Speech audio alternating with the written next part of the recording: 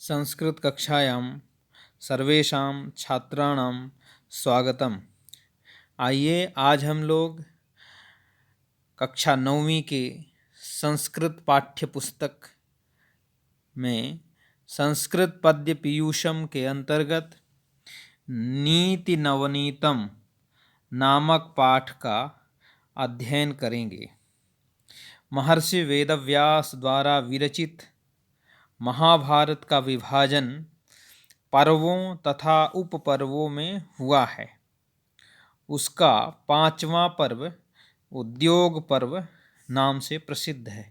इसके अंतर्गत प्रजागर नामक उपपर्व समस्त पंचम पर्व में रत्नभूत है, रत्न के समान है, प्रमुख है। इसमें मानसिक क्षोभ से ग्रस्त तथा भविष्य की भयावह स्थिति से त्रस्त धृतराष्ट्र को महात्मा विदुर के द्वारा नीति के उपदेश देने का वर्णन है। उनके द्वारा धृतराष्ट्र को दिया गया उपदेश संस्कृत साहित्य में विदुर नीति के नाम से प्रसिद्ध है। यहाँ इसी विदुर नीति के 11 श्लोक संग्रहित किए गए हैं। प्रस्तुत पाठ में उपदेश दिया गया है कि प्रिय बोलने वाले मनुष्य तो सरलता से मिल जाते हैं, लेकिन हितकर बात कहने वाले अथवा सुनने वाले बड़ी कठिनता से ही मिलते हैं। नम्रता से क्रोध को जीतना चाहिए, सज्जनता से दुष्ट को, दान से कंजूस को जीतना चाहिए। दिन भर में वह कार्य कर लेना चाहिए जिससे रात्रि सुखपूर्वक बीते। व्यक्ति को चरित्र की यत्नपूर्वक रक्षा करनी चाहिए। धन तो आता है और चला जाता है। पहले धर्म के सार को सुनना चाहिए, फिर उस पर विचार करना चाहिए। आदि ऐसे महत्वपूर्ण श्लोकों का संग्रह इस पाठ में किया गया है। आइए हम लोग पाठ के अंतर्गत श्लोकों का सस्वर वाचन श्रवण करेंगे तथा स्वयं भी अनुकरण वाचन करने का प्रयास करेंगे। पहला श्लोक देखें।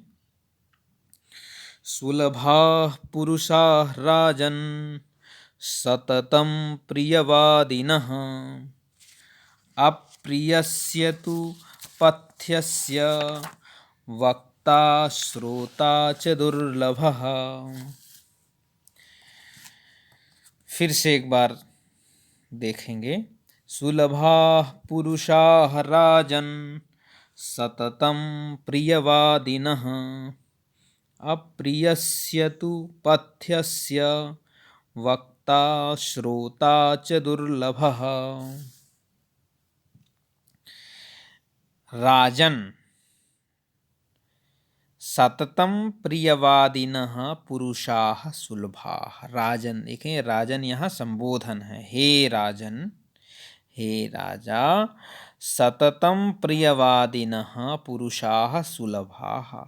निरंतर हमेशा प्रिय बोलने वाले लोग व्यक्ति सुलभ हैं, हर जगह मिल जाएंगे।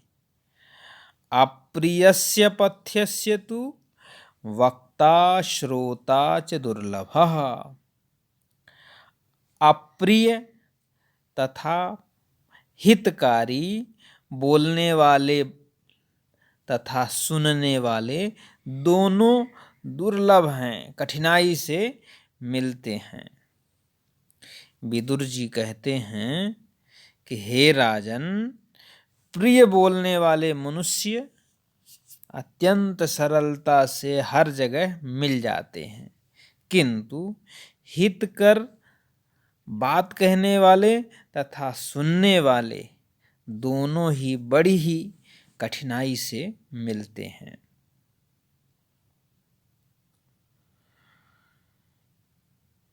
आप इस श्लोक का अर्थ समझ चुके होंगे। अन्वय देखें। राजन अन्वय अर्थात संस्कृत में अर्थ। हे राजन, सततम प्रियवादिनः पुरुषाः सुलभाः अप्रियस्य पथ्यस्य तु वक्ता श्रोता च दुर्लभः। दूसरा श्लोक देखेंगे।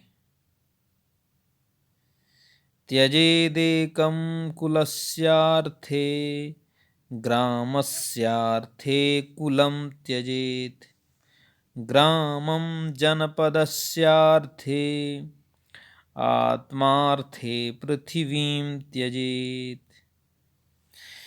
त्यजेदेकं कुलस्यार्थे ग्रामस्यार्थे कुलं त्यजेत् ग्रामं जनपदस्यार्थे आत्मार्थे पृथिवीं त्यजेत्।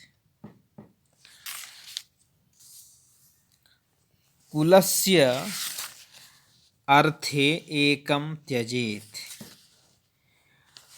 अपने कुल की यदि बचत हो रही हो, कुल की रक्षा के लिए, वंश की रक्षा के लिए यदि एक व्यक्ति को छोड़ना पड़े तो उसे छोड़ देना चाहिए। ग्रामस्यार्थे कुलम त्यजेत, तथा गांव की रक्षा के लिए कुल को छोड़ देना चाहिए। ग्रामम जनपदस्यार्थे, जनपद की रक्षा के लिए गांव को छोड़ देना चाहिए। आत्मार्थे पृथ्वीं त्यजेत, आत्मा के लिए इस पृथ्वी को भी त्याग देना चाहिए। फिर से एक बार देखें। परिवार वंश की उन्नति के लिए एक व्यक्ति बाधक हो तो उसे छोड़ देना चाहिए। गांव की उन्नति के लिए परिवार को छोड़ देना चाहिए। जिले की उन्नति के लिए गांव छोड़ देना चाहिए, तथा आत्मा के लिए, आत्मा की रक्षा के लिए इस पृथ्वी को ही त्याग देना चाहिए। अन्वय देखें। कुलस्य अर्थे एकम त्यजेत, ग्रामस्य अर्थे कुलम त्यजेत, जनपदस्य अर्थे ग्रामम त्यजेत, आत्मार्थे पृथ्वीं त्यजेत। तीसरा श्लोक देखेंगे। श्रूयतां धर्म सर्वस्वं श्रुत्वा चाप्यवधार्यताम् आत्मनः प्रतिकूलानि परेषां न समाचरेत्। श्रूयतां धर्म सर्वस्वं श्रुत्वा चाप्यवधार्यताम् आत्मनः प्रतिकूलानि परेषां न समाचरेत्।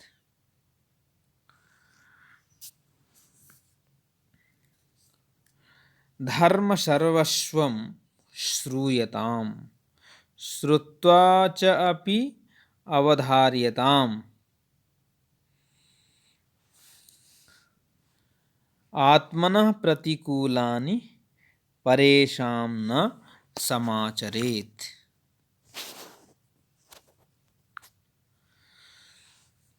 धर्म सर्वस्वम, धर्म का सार, श्रूयताम, सुनिए, धर्म का जो सार है उसको सुनिए। श्रुत्वा च अवधार्यताम, सुन करके उस पर विचार करिए। क्या? आत्मनः प्रतिकूलानि परेषां न समाचरेत्। अपने स्वयं को जो बात अच्छी ना लगे वह व्यवहार दूसरे के साथ नहीं करना चाहिए। विदुर जी कहते हैं कि धर्म के सार को सुनो, सुनकर उस पर विचार करना चाहिए। जो कार्य अपने को अच्छा ना लगे उस कार्य को दूसरों के साथ नहीं करना चाहिए। जो व्यवहार हमको अच्छा नहीं लगता वह व्यवहार दूसरे के साथ नहीं करना चाहिए। अन्वय देखेंगे, धर्म सर्वस्वं श्रूयताम श्रुत्वा च अपि अवधार्यताम आत्मनः प्रतिकूलानि परेषां न समाचरेत्। अगला श्लोक है, न विश्वसेदविश्वस्ते विश्वस्तेनाति विश्वसेत् विश्वासाद् भयमुत्पन्नं मूलान्यपि निकृन्तति। न विश्वसेदविश्वस्ते विश्वस्तेनाति विश्वसेत् विश्वासाद् भयमुत्पन्नं मूलान्यपि निकृन्तति। अविश्वस्ते न विश्वसेत्, विश्वस्ते न अति विश्वसेत् विश्वासात् उत्पन्नं भयं मूलानि अपि निकृन्तति। अविश्वस्ते न विश्वसेत्, मनुष्य को अविश्वसनीय, अविश्वस्ते माने जो विश्वास योग्य नहीं है, ऐसे व्यक्ति पर विश्वास नहीं करना चाहिए। विश्वस्ते न अति विश्वसेत्,